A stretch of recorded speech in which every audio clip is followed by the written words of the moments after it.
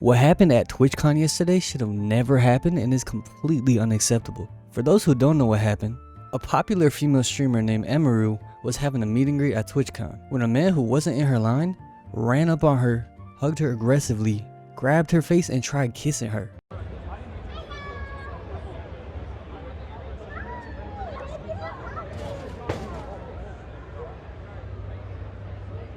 Whoa. This is so terrible that something like that happened to her. Some fans, when they were looking more into the clip, they noticed that the man may have had some sort of weapon or knife or I don't know, like some kind of sharp object. That part isn't too clear, but if he did, things could have got a whole lot worse.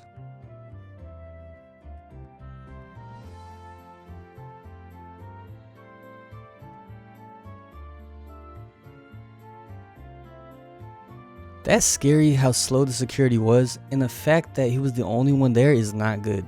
This was actually a security guard she hired personally. Emiru released a statement and said that there were 3 other Twitch security guards near her that did absolutely nothing. And even worse, her friend heard the security guards in the back joking about the whole situation. That's so messed up. And she also stated that the woman who walked her away from the meet and greet to safety was her manager. It wasn't even Twitch staff.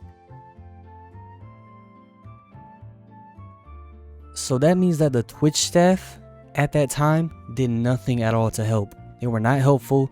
They didn't make sure she was okay. They didn't protect her. They didn't do anything. They just stood there. In Twitch's statement on Twitter, they claimed that the guy was immediately caught and detained.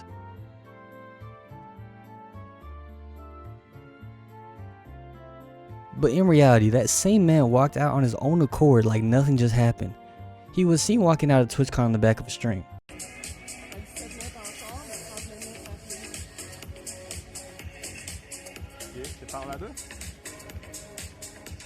All he got was a mean stiff arm and he was able to walk out. That's not right.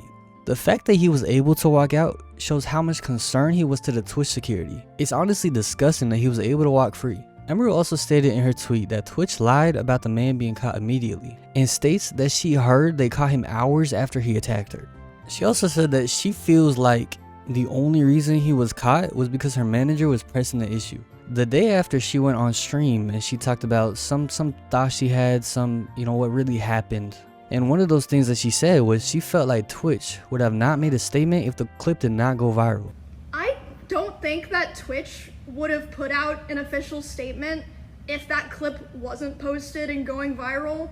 In my opinion, Twitch might have made a statement, but it would have been after the whole event, so they didn't have any bad publicity. On this stream, Emiru also said that the head of security at Amazon and the head of risk at Twitch only gave this creep a 30-day suspension. That's it as the original punishment. Now, hearing this news, her manager felt outraged as you probably learning this or me reading this, that's not right. So then after an hour, they changed it to an indefinite ban and ban from the premises. But that's it. That's all he got. He didn't get any legal. He didn't get any arrest. He assaulted this woman and he gets a ban on Twitch. That's not right. Okay, I've been talking to Twitch people and I'm really upset because I noticed a lot of negligence around the event and I'm not happy with the way that they're handling it now. And I'm like, what do you mean? She's like, well, I asked them, what are they gonna do about this? And you know what they said initially? They said, oh, well, he's banned from the platform for 30 days.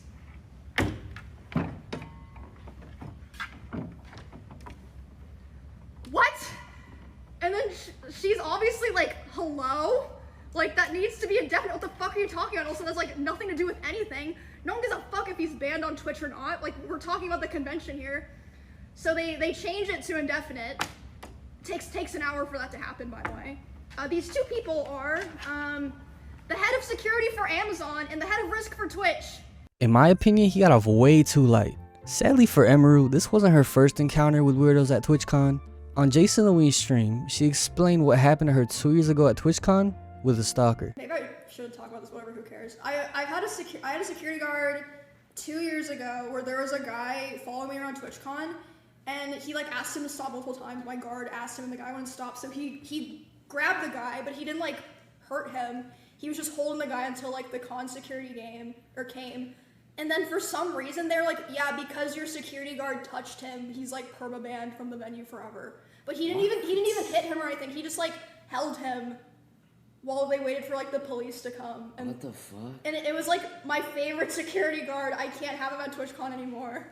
I was just like, okay, like it was so sad. So they banned her security guard for securing her? How does that make any sense? He didn't even hurt the man, he just detained him until the police arrived. For Twitch to say a security guard who did a great, amazing job is banned is so backwards. And when I say banned, he wasn't banned on Twitch, he was banned from the whole premises and the whole con. So whenever Twitch lacks to provide good security for the streamers and they get their own and they actually secure, there's a problem. Twitch really needs to figure stuff out because this is bad. Now you may be asking to yourself, why did she do a meet and greet in the first place? Well, on stream she talked about how in order to do her Twitch show at TwitchCon, she had to do a meet and greet as well. It was in the contract and you can't do one without the other. So I had to cancel my meet and greet because of the stuff, but in order to, I can't cancel my meet and greet and not cancel her show because of the fact that the reason I cancel my meet and greet is I don't want to be in the same place for 2 hours because of people being weird. Okay. And then I'm under contract with them, so I can't cancel one and not cancel the other. So I'm sorry, I kept my meet Emmy. and greet because I wanted to keep my show. Surely it'll be fine. I'm sorry, Emmy. I'm sure everyone will be nice. I don't understand how you have to have one to do the other. It's honestly one thing if you are comfortable with a meet and greet and meeting all these people, but if you've had prior like weird stuff happening and you're not comfortable, then you shouldn't have to. You should just be able to get your show and not have to do a meet and greet. Because in reality, those are two completely separate things. One is on a stage in front of a stream, another is meeting all these people that you really don't know who they are or what their intentions are. Multiple big streamers have said that they were not going to attend TwitchCon this year because they didn't feel safe. If that isn't a wake up to Twitch that you need to do better, then I really don't know what is. And to be honest, they're completely valid for their opinion. There's a clip going viral of the first day of people getting into TwitchCon, and essentially for the meet and greet line you need to put your band on it and it scans green. Good, right? As you would think. But in this video, two people in front of this person scan green. They're friends, and then they scan red, and then the guy's like, oh, you could just go. And that kind of stuff creates hazards because if you're not supposed to be there, your band wouldn't light up red, right? Yeah, we'll just scan in, and then we're meeting him up front. Okay. Thank you. Did what? Yeah, you're good. Okay.